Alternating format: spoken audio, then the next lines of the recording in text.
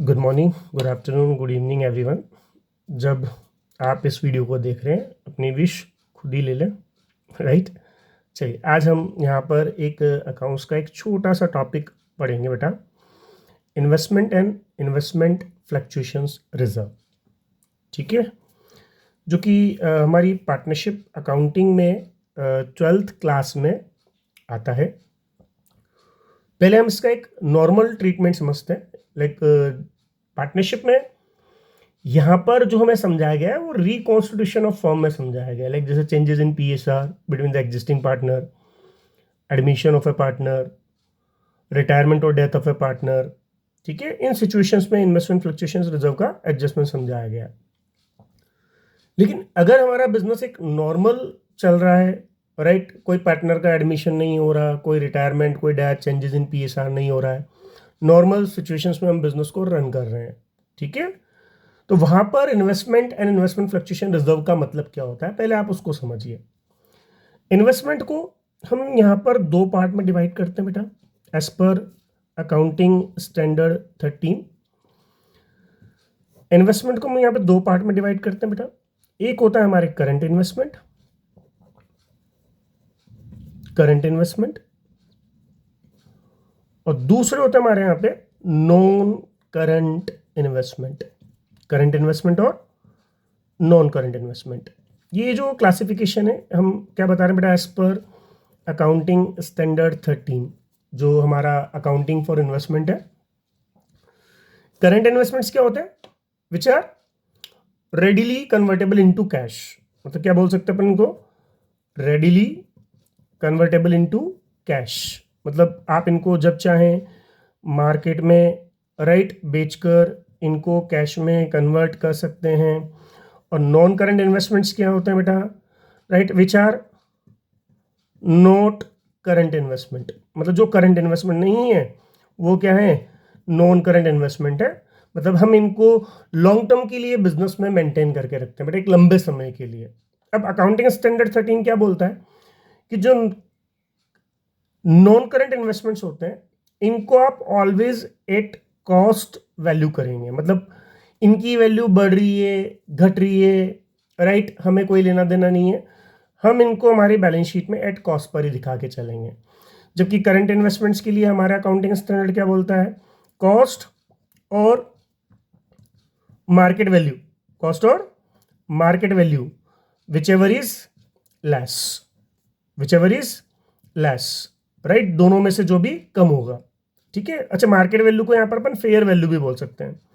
मतलब अगर हम मार्केट में बेचने जाएं तो हमें कितना पैसा रियलाइज होगा उसका, तो वो क्या कहलाएगी, उसकी मार्केट वैल्यू कहलाएगी। ठीक है, तो ये हमारे अकाउंटिंग स्टैंडर्ड 13 के अकॉर्डिंग है। अब इन्वेस्टमेंट फ्लक्चुएशन रिजर्व क्यों बनाया जाता है उसको आप समझिएगा। जनरली ये जो इन्वेस्टमेंट फ्लक्चुएशन रिजर्व होता है ये करंट इन्वेस्टमेंट्स के लिए होता है, नॉन करंट इन्वेस्टमेंट्स के लिए नहीं होता है। ठीक है, क्योंकि नॉन करंट इन्वेस्टमेंट्स को तो हम कॉस्ट पे दिखाएंगे। आज हमारी ये बैलेंस शीट है बेटा, ये बैलेंस शीट में हमने एसेट साइड क्या दिखा रखा है बेटा, इन्वेस्टमेंट, ये एसेट साइड इन्वेस्टमेंट दिखा रखा है।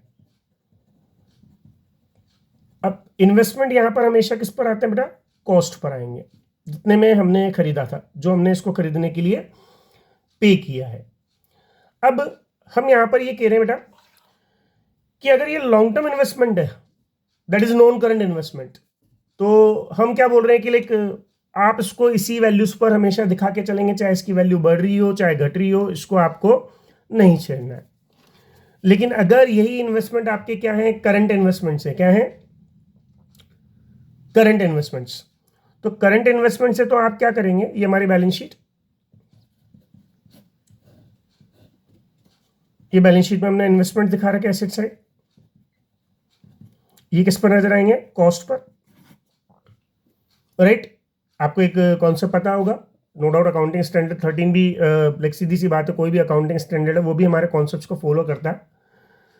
ठीक है, हमारे जो अकाउंटिंग कॉन्सेप्ट्स होते हैं, जैसे हमने यहाँ पर एक कॉन्सेप्ट पढ़ रखा है बेटा, लाइक प्रूडेंस का कॉन्सेप्ट, कंजर्वेटिव कॉन्सेप्ट। लाइक हमको क्या करना होता है कि फ्यूचर के लॉसेस के लिए पहले से ही तैयार हो जाना होता है, लेकिन फ्यूचर के प्रॉफिट्स के लिए हम कोई भी प्रोविजंस वगैरह या रिजर्व वगैरह क्रिएट नहीं करते हैं। तो हमने क्या करा यहाँ पर, एक इन्वेस्टमेंट फ्लक्चुएशंस रिजर्व तैयार कर लिया। वो क्यों तैयार किया? जैसे फॉर एग्जांपल मैंने यहाँ पर इन्वेस्टमेंट खरीदे कितने के, 20,000 रुपीज के, ये इसकी कॉस्ट है। तो जब भी इसकी मार्केट वैल्यू डाउन होती है, ठीक है, तो मैं एक इधर रिजर्व क्रिएट कर लेता हूं। जैसे फॉर एग्जांपल मैंने यहाँ रिजर्व क्रिएट कर लिया 4,000, तो ये इस बात को रिप्रेजेंट कर रहा है कि इसकी कॉस्ट क्या है यहाँ पे, इसकी कॉस्ट क्या है यहाँ पे, ₹20,000, लेकिन इसकी मार्केट वैल्यू क्या है यहाँ पे, अगर देखा जाए तो 20,000 माइनस 4,000 कितना हो जाएगा बेटा, ये 16,000 हो जाएगा यहाँ पे। ठीक है, अब क्या होता है कि अगर इसकी मार्केट वैल्यू और डाउन हो रही है तो मैं ये रिजर्व को और बढ़ा दूंगा। जैसे मान लो ये हो रही है 14,000, तो मैं 2,000 रिजर्व को क्या कर दूंगा, इंक्रीज कर दूंगा। प्रॉफिट एंड लॉस अकाउंट से एंट्री क्या करूंगा, profit and loss account ER to investment fluctuation reserve, और ये मेरा इन्वेस्टमेंट फ्लक्चुएशन रिजर्व बढ़ जाएगा। अगर इन्वेस्टमेंट की वैल्यूज क्या हो रही है, लाइक अगर इंक्रीज हो रही है, तो मैं इस रिजर्व को क्या कर दूंगा, कम कर दूंगा। लेकिन ध्यान दीजिएगा, जब इंक्रीज हो रही है तो सिर्फ हम इसको कॉस्ट तक ही इंक्रीज करेंगे, मतलब इस इन्वेस्टमेंट फ्लक्चुएशन रिजर्व को हम जीरो कर सकते हैं। जीरो करने का मतलब ये कॉस्ट पर आ गया। लेकिन अगर इसकी वैल्यूज अगर 20,000 से भी इंक्रीज हो रही है तो इन्वेस्टमेंट फ्लक्चुएशन रिजर्व नहीं बनाया जाएगा और ना ही इसको इसकी मार्केट वैल्यू पर रखा जाएगा। फिर इसको हम किस पे रखेंगे, इसकी कॉस्ट पर, क्योंकि हमने यहाँ क्या सीखा बेटा, कॉस्ट और market value which ever is less. ठीक है, तो ये इन्वेस्टमेंट फ्लक्चुएशन रिजर्व आपका क्या होता है बेटा, इंक्रीज होता है या डिक्रीज होता है जब इन्वेस्टमेंट्स आपकी कॉस्ट के अंदर ही या तो घटते हैं या बढ़ते हैं। ठीक है, लेकिन अगर कॉस्ट से ऊपर जाते हैं तो आप इन्वेस्टमेंट फ्लक्चुएशन रिजर्व को नहीं छेड़ते, मतलब ऐसे बनाते नहीं है, प्रिपेयर ही नहीं करते, क्योंकि वो कॉस्ट के ऊपर हो गए तो आप इन्वेस्टमेंट फ्लक्चुएशन रिजर्व जीरो कर देंगे और इन्वेस्टमेंट्स को कॉस्ट पर ही मेंटेन करके चलेंगे। अब ये तो एक नॉर्मल सिचुएशंस में, लेकिन जब पार्टनरशिप में पार्टनर्स क्या हो रहे हैं, एडमिट हो रहे हैं, या रिटायरमेंट हो रहा है पार्टनर का, या पार्टनर की डेथ हो रही है, या जैसे अपन बात करें changes in PSR between the existing partners, ये सारी सिचुएशंस रिकॉन्स्टिट्यूशन ऑफ फर्म की है। किसकी बेटा, रिकॉन्स्टिट्यूशन ऑफ पार्टनरशिप फर्म की है, जहां पर हम हमारे सिलेबस में 3 इवेंट्स को इंक्लूड करते हैं, जो कि हमारा चैप्टर नंबर 2 है, चैप्टर नंबर 3 है, चैप्टर नंबर 4 है, राइट, हमारी अकाउंटेंसी की बुक का, डीके गोयल का। तो ये changes in PSR, profit sharing ratio between existing partner, आप एग्जिस्टिंग पार्टनर्स के बीच में प्रॉफिट शेयरिंग रेशियो को क्या कर रहे हैं, चेंज कर रहे हैं। यहाँ पार्टनर का क्या हो रहा है बेटा, एडमिशन हो रहा है, admission of a new partner, नए पार्टनर का एडमिशन हो रहा है। यहाँ पर पार्टनर क्या हो रहा है, या तो रिटायर हो रहा है या उसकी डेथ हो रही है, रिटायरमेंट और डेथ ऑफ ए पार्टनर। ठीक है, तो यहां पर हमें ये नॉर्मल जो अकाउंटिंग ट्रीटमेंट हम रखते हैं, ठीक है, इनको खत्म करना पड़ता है। दैट इज, मतलब ये बोलते हैं कि आप आईएफआर बना रहे हैं तो ये आपकी एक अकाउंटिंग पॉलिसी का पार्ट है। आपने ये आईएफआर बनाया, इन्वेस्टमेंट फ्लक्चुएशन रिजर्व बनाया, तो ये आपकी एक अकाउंटिंग पॉलिसी का पार्ट है। तो आपको ये नॉर्मल अकाउंटिंग पॉलिसीज आपको क्या करनी पड़ती है, छोड़नी पड़ती है, राइट। बात समझ में ही नहीं आई। आप अकाउंटिंग स्टैंडर्ड 13 के अकॉर्डिंग बोल रहे हैं कि लेकिन इन्वेस्टमेंट कॉस्ट और market value whichever is less पर दिखाएंगे, ये भी आपको बात को ड्रॉप करना पड़ता है। इन्वेस्टमेंट को कॉस्ट पर ही दिखाएंगे, लाइक लॉन्ग टर्म इन्वेस्टमेंट्स के लिए इनको भी आपको ड्रॉप करना पड़ता है, छोड़ना पड़ता है। आप क्या करते हैं, जैसे ही पार्टनर अपने प्रॉफिट शेयरिंग रेशियो को चेंज कर रहे हैं, या पार्टनर एडमिट हो रहा है, या रिटायरमेंट डेथ हो रहा है, आप अपने इन्वेस्टमेंट्स को क्या करेंगे, वैल्यूड करेंगे। इन्वेस्टमेंट्स को क्या करेंगे, वैल्यूड हो रहेंगे। और सीधा सा लॉजिक है, अगर इन्वेस्टमेंट इंक्रीज हो रहे हैं तो उनको इंक्रीज वैल्यू पर दिखाएंगे, भले ही वो कॉस्ट से ज्यादा पर ही क्यों नहीं हो। और अगर डिक्रीज हो रहे हैं तो उनको डिक्रीज वैल्यू पर दिखाएंगे। अगर इन्वेस्टमेंट इंक्रीज हो रहे हैं तो उनको इंक्रीज वैल्यू पर ही शो करेंगे, डिक्रीज हो रहे हैं तो डिक्रीज वैल्यू पर ही शो करेंगे। और बैलेंस शीट में अब दोबारा कोई भी इन्वेस्टमेंट फ्लक्चुएशंस रिजर्व अभी तो नहीं दिखाया जाएगा एडमिशन, रिटायरमेंट, डेथ के समय। हाँ, फ्यूचर में आप वापस से अपनी अकाउंटिंग पॉलिसीज को तैयार कर सकते हैं, लेकिन रिकॉन्स्टिट्यूशन के समय आपको अपनी अकाउंटिंग पॉलिसीज को क्या करना पड़ता है, ड्रॉप करना पड़ता है, फिनिश करना पड़ता है, खत्म करना पड़ता है यहाँ पे जो अकाउंटिंग पॉलिसीज।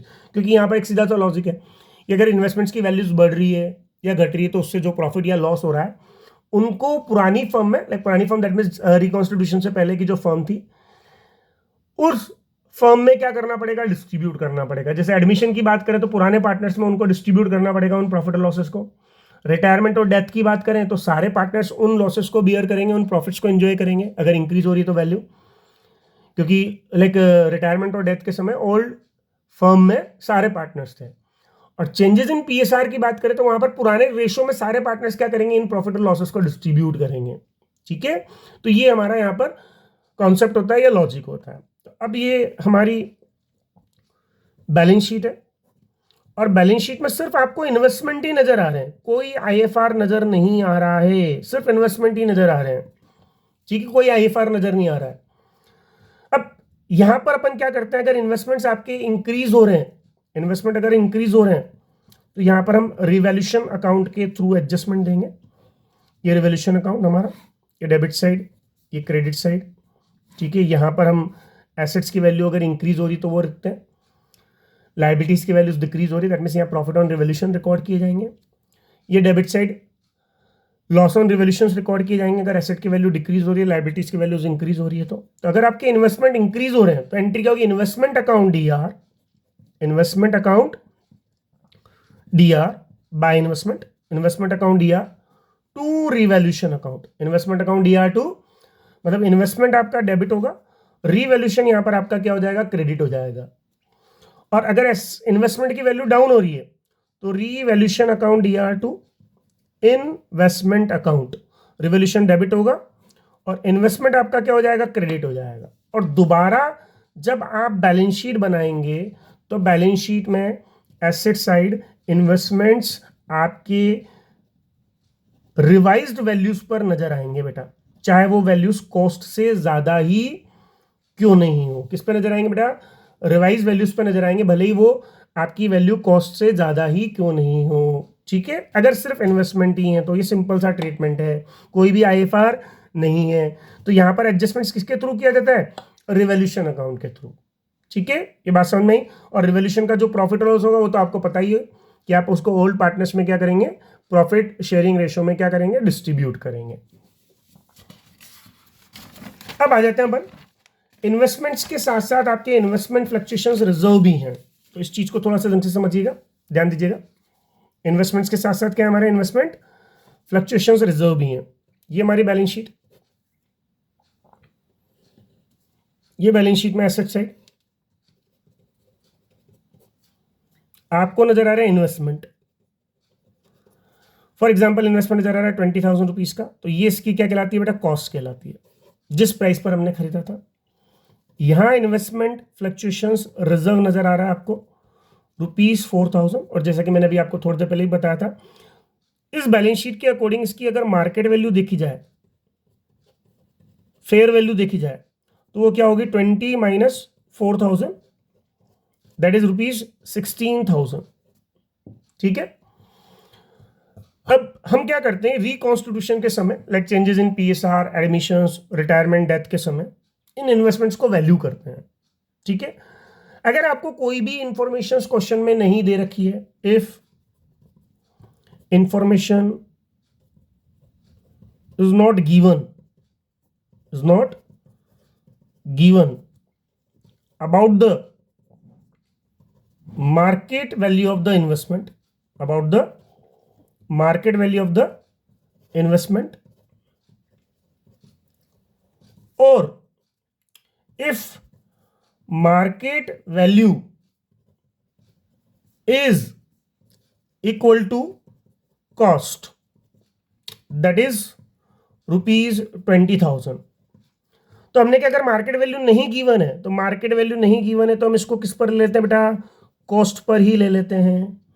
और अगर आपको मार्केट वैल्यू कॉस्ट के बराबर ही दे रखी है तो बात एक ही हो गई, भाई आपको बोला मार्केट वैल्यू कॉस्ट के बराबर है, 20 जा रही है, और आपको क्या बोला कि इसकी मार्केट वैल्यू पता ही नहीं है, हमें क्वेश्चन में दे ही नहीं रखी, तो हम इसको किसके बराबर ले लेंगे बेटा, कॉस्ट के इक्वली ले लेंगे। तो फिर क्या करना होता है कि आप जब दोबारा बैलेंस शीट बनाएंगे, रिवाइज बैलेंस शीट बनाएंगे, राइट, तो ये इन्वेस्टमेंट बैलेंस शीट में एसेट साइड किस पर नजर आएंगे, 20,000 पर ही नजर आएंगे। तो क्या इस आईएफआर को आपको रखने की जरूरत है क्या, हमने कहा नहीं। तो ये आईएफआर क्या करते हैं, आप इन्वेस्टमेंट फ्लक्चुएशन रिजर्व को आप क्या करेंगे, डेबिट करेंगे, और यहां पार्टनर्स की कैपिटल में क्या कर देंगे, इसको ट्रांसफर कर देंगे, पार्टनर्स कैपिटल अकाउंट्स। ठीक है, क्योंकि ये भी एक तरीके से डिविजिबल प्रॉफिट से ही क्रिएट किया गया है। ठीक है, तो IFR account ER2 partners capital account. अब पार्टनर्स कैपिटल अकाउंट मतलब यहाँ पर ये एंट्री हमेशा ओल्ड रेशियो में होगी, और ओल्ड रेशियो को लिखने का मतलब ये कि अगर जैसे चेंजेस इन PSR है तो सभी पार्टनर्स में ओल्ड रेशियो में बटेगा। अगर एडमिशन है तो एडमिशन के केस में ओल्ड पार्टनर्स में ओल्ड रेशियो में जाएगा। और रिटायरमेंट और डेथ का क्वेश्चन है तो हम क्या करेंगे, वहां पर ऑल पार्टनर्स ओल्ड रेशियो में डिस्ट्रीब्यूट करेंगे। ऑल पार्टनर्स, वहां ओल्ड का मतलब हो जाएगा ऑल पार्टनर्स, ओल्ड रेशियो में डिस्ट्रीब्यूट करेंगे। तो ये IFR आपको बैलेंस शीट से पूरा 4,000 रुपीज फिनिश कर देना है, खत्म कर देना है। इसको आप नहीं दिखाएंगे, ठीक है, अब दोबारा बैलेंस शीट में। तो ये हमारा पहला सिचुएशन होता है, पहला केस होता है। सेकेंड केस में अगर हम देखें यहां पर, if market value of investment rupees 18,000, अगर 18,000 इन्वेस्टमेंट की मार्केट वैल्यू है, मतलब जब आप रिवाइज बैलेंस शीट आप दिखाएंगे, राइट, तो यहां पर इस बार इन्वेस्टमेंट कितने पे नजर आएंगे आपको, एसेट साइड 18,000 पर नजर आएंगे। ठीक है, आपको IFR तो दिखाना ही नहीं है, मैंने आपको बोला ना, आपको नॉर्मल अकाउंटिंग पॉलिसीज को ड्रॉप करना है, आपको इन्वेस्टमेंट को 18,000 पर दिखाना है। तो इसके लिए आपको इन्वेस्टमेंट को क्या करना पड़ेगा, क्रेडिट करना पड़ेगा।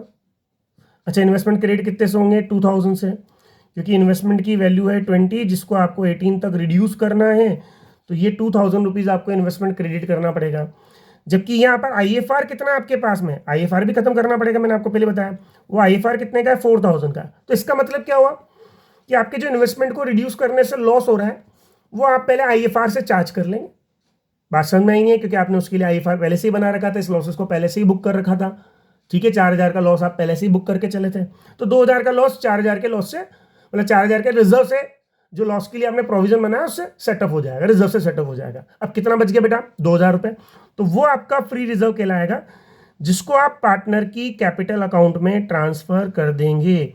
किस रेशो में, वही ओल्ड रेशो में आप इसको ट्रांसफर कर देंगे।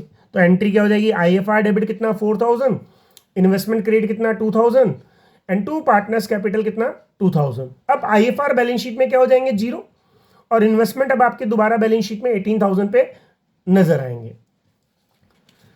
अब यहां पर जो थर्ड केस बन रहा है, देखिएगा थर्ड केस में क्या है, इफ मार्केट वैल्यू ऑफ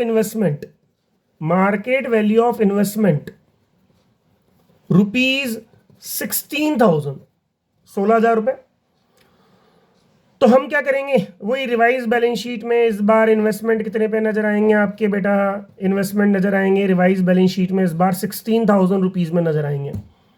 तो आपको इन्वेस्टमेंट कितने से क्रेडिट करना पड़ेगा, इन्वेस्टमेंट क्रेडिट करना पड़ेगा 20,000, उसकी क्या है आपकी कॉस्ट है, ठीक है ना, माइनस 16,000 उसकी मार्केट वैल्यू है, तो आपको 4,000 से क्रेडिट करना पड़ेगा, मतलब आपको 4,000 का लॉस हो गया। लेकिन हम इसके लिए पहले से तैयार थे, हमारे पास में IFR पड़ा हुआ है, और वो कितने का पड़ा हुआ है, 4,000 का। तो इस बार आपके पास में IFR कुछ भी नहीं बचा, तो पार्टनर्स को कुछ भी नहीं मिलेगा बेटा इसमें से, और नहीं आपके ऊपर कोई एक्स्ट्रा बर्डन आ रहा है, क्योंकि आप इस लॉस के लिए पहले से ही क्या थे, रेडी थे। ठीक है, समझ में आएगी बात। अब फोर्थ पॉइंट यहां पर अपन डिस्कस करें, if market value of investment rupees 12,000 की मार्केट वैल्यू इस बार, तो वही बात है कि बेटा रिवाइज बैलेंस शीट में इस बार आपके इन्वेस्टमेंट नजर आएंगे, एसेट साइड कितने पे नजर आएंगे बेटा, 12,000 पर नजर आएंगे। तो यहां पर इस बार आपको इन्वेस्टमेंट कितने से कम करना है, ये इन्वेस्टमेंट कितने से कम करना है बेटा, ये इन्वेस्टमेंट इस बार आपका क्रेडिट होगा बेटा 20 माइनस 12, 8,000 रुपीज से क्या होगा, रिड्यूस होगा। अब हम तो तैयारी कर रखी थी, हमारे पास इन्वेस्टमेंट फ्लक्चुएशन रिजर्व कितना था, केवल 4,000 रुपये का ही था, तो हम वो 4,000 ही यूज कर पाएंगे। लेकिन ये जो 4,000 का एक्स्ट्रा बर्डन हमारे ऊपर आ गया, लॉस हो गया, ये कहां पर जाकर डेबिट होगा बेटा, रीवैल्यूएशन अकाउंट में। क्योंकि एडमिशन, रिटायरमेंट, डेथ के समय, चेंजेस इन PSR के समय अगर कोई भी प्रॉफिट और लॉस हो रहा है जो कि प्रायर पीरियड है, पहले की पीरियड से रिलेटेड है, तो वो रिवॉल्यूशन अकाउंट में ही जाकर डेबिट होता है। और ऐसे ट्रीटमेंट आपके राइट प्रायर पीरियड एडजस्टमेंट्स भी कहलाते हैं, ठीक है, जो लॉस हो रहा है। और रिवॉल्यूशन अकाउंट का दूसरा नाम P&L एडजस्टमेंट अकाउंट भी इसीलिए पड़ता है, ठीक है। तो ये 4,000 रुपये अपन रिवॉल्यूशन अकाउंट में जाकर डेबिट करेंगे। अब ये रिवॉल्यूशन के थ्रू किस में जाएगा बेटा? पार्टनर्स कैपिटल अकाउंट में जाएगा। तो पार्टनर्स कैपिटल अकाउंट ER2, ये जो लॉस है पार्टनर्स कैपिटल में डेबिट हो जाएगा, रिवॉल्यूशन क्या हो जाएगा? क्रेडिट हो जाएगा। और वो किस रेशियो में जाएगा बेटा? ओल्ड रेशियो में आप इसको डिस्ट्रीब्यूट करेंगे, ओल्ड रेशियो में डिस्ट्रीब्यूट करेंगे। कोई दिक्कत इसमें? तो ये हमारा केस नंबर क्या हो गया? 4 हो गया। अब इसमें जो अगला केस हमारा बनता है बेटा, case number 5। Case number 5, if market value of investment, market value of investment ₹22,000, मतलब इस बार मार्केट वैल्यू कॉस्ट से ज्यादा पर है। अब अकाउंटिंग स्टैंडर्ड तो मना ही करते हैं कि आपको करंट इन्वेस्टमेंट को कॉस्ट और market value whichever is loss पर दिखाना है, लेस पर दिखाना है, ठीक है बेटा, विचएवर इज लेस पर दिखाना है। और लॉन्ग टर्म इन्वेस्टमेंट को कॉस्ट पर दिखाना है, मतलब जो नॉन करंट इन्वेस्टमेंट है। लेकिन हमने क्या बोला कि जब आप रिकॉन्स्टिट्यूशन ऑफ फर्म की बात कर रहे हैं तब अकाउंटिंग स्टैंडर्ड्स को फॉलो नहीं करेंगे। तो यहां पर इस बार इन्वेस्टमेंट आपके डेबिट होंगे, क्योंकि इस बार जब रिवाइज बैलेंस शीट बनाएंगे तो इस बार आपके इन्वेस्टमेंट बैलेंस शीट में एसेट साइड, इस बार आपके इन्वेस्टमेंट बैलेंस शीट में 22,000 रुपीज़ पर जाएंगे। और इसके लिए आपको इन्वेस्टमेंट को यहाँ पर डेबिट करना पड़ेगा। 22 माइनस 20 तो ऑलरेडी था, तो 2,000 रुपीज़ आपको यहाँ पर डेबिट करना पड़ेगा। और ये जो प्रॉफिट होगा वो ही किस अकाउंट में जाकर क्रिएट होगा? रीवैल्यूएशन अकाउंट में जाकर क्रिएट होगा। कितना? 2,000, ठीक है।